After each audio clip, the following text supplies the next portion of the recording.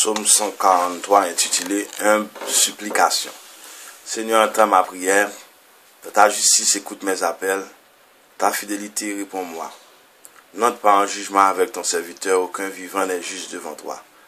L'ennemi cherche ma perte. Il foule au sol ma vie. Il me fait habiter les ténèbres avec les morts de jadis. Le souffle en moi s'épuise. Mon cœur au fond de moi s'épouvante. Je me souviens des jours d'autrefois. Je me redis toutes tes actions. Soulève de tes mains, je médite. Je tends les mains vers toi. Me voici devant toi comme une terre assoiffée. Vite, réponds-moi, Seigneur. Je suis à bout de souffle. Je me cache par ton visage. Je serai de ceux qui tombent dans la fosse. Fais que j'entende au matin ton amour, car je compte sur toi. Montre-moi le chemin que je dois prendre. Vers toi, j'élève mon âme. Livre-moi de mes ennemis, Seigneur. J'ai un abri auprès de toi. Apprends-moi à faire ta volonté, car tu es mon Dieu. Ton souffle est bienfaisant, qu'il me guide en un pays de plaine. Pour l'horreur de ton nom, Seigneur, fais-moi vivre. À cause de ta justice, tire-moi de ta détresse. À cause de ton amour, tu détruiras mes ennemis. Tu feras périr mes adversaires, car je suis ton serviteur. Le psaume 143 est le dernier des 7 psaumes de pénitence. Et l'un des textes les plus chers à la tradition chrétienne. En effet, le verset 2 sur l'universalité du péché a été l'un des points de départ de la réflexion d'apôtre Paul. Les deux grands textes pauliniens qui s'en inspirent sont Galates 2, verset 16 et Romains 3, verset 20. Nombreux sont aussi les textes patristiques qui s'y rapportent. Qu'en est-il de la date de composition? À en croire la précision apportée dans le titre de la Septante. Par la Septante, David aurait composé le poème quand son fils Absalom le poursuivait. Mais il faut l'interpréter comme les notices historiques rencontrées, par exemple dans le titre du psaume 142. Elle a valeur prophétique. Aussi, la plupart des exégètes favorisent l'époque post-exilienne.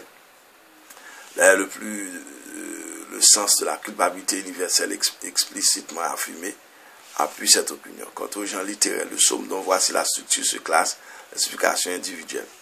Première partie, verset 1 à 6. Première strophe, 1 et 2. Deuxième strophe, 3 à 6. Deuxième partie, 1 à 6. Première strophe, 7 à 10. Deuxième strophe, 11 et 12. Première strophe, première partie 1 à 6, un petit a, première strophe.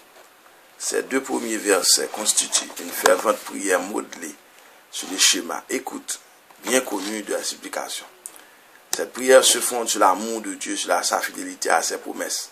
Le psalmiste, lui, ne fait aucun appel à ses mérites personnels. Il est conscient de l'universalité du péché, c'est là le thème du verset 2. Qu'a inspiré apôtre Paul dans les célèbres passages de Galates 2, verset 6 et Romains 3, verset 20.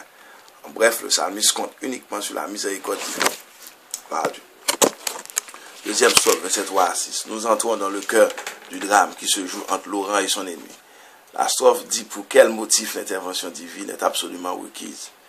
Verset 3 et 4. L'ennemi poursuit Laurent et le jette à terre. Ce dernier mot terre à cause du parallèle ténèbres signifie les portes du Sheol. Laurent a été traîné par son ennemi. Sa demeure définitive semble être désormais la région de la mort où errent les trépassés. Verset 7. Dans une situation aussi désespérée, le salut ne peut venir que de Dieu, de même qu'il est intervenu dans le passé, ainsi il peut encore agir en libérateur en faveur de Laurent. C'est là un thème classique dans la Bible. Le passé est garant du présent, le passé n'est pas mort, mais il est une semence mise dans la terre, opaque de l'histoire, pour qu'il porte fruit. Telle est la logique de la foi. C'est pour cette raison que le verset 5 mentionne les mains bienfaisantes de Dieu tendues vers Laurent. C'est l'image des mains. Comme commencé en verset 5, se poursuit ici. Les mains bienfaisantes de Dieu se joignent aux mains de Laurent, tendues vers lui. Davantage encore, évoquant un passage désertique, Laurent se compare à une terre assoiffée qui attend que ses mains se joignent à celle de Dieu pour qu'il reçoive l'eau féconde de la parole salvifique de Dieu.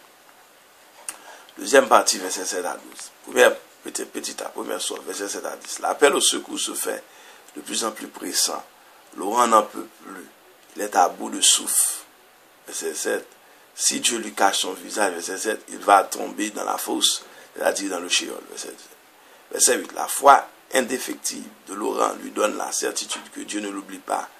Il s'appuie sur l'amour divin, la A Z, en attendant l'heure favorable. Comme nous l'avons dit préalablement, c'est à l'aurore que Dieu rend ses oreilles.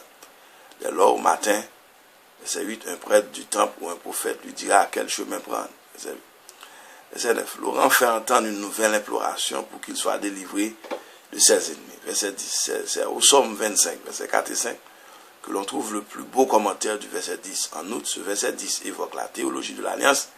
Ainsi, par exemple, Laurent demande à Dieu de lui apprendre à faire sa volonté, verset 10, c'est-à-dire à observer la loi du Sinaï. Ensuite, c'est encore au Dieu de l'Alliance qu'il fait sa profession de foi, verset 10 encore, car tu es mon Dieu. Il est intéressant de noter qu'ici, on applique à un individu Laurent l'expérience religieuse que les anciennes traductions du Sinaï attribuaient au peuple tout entier.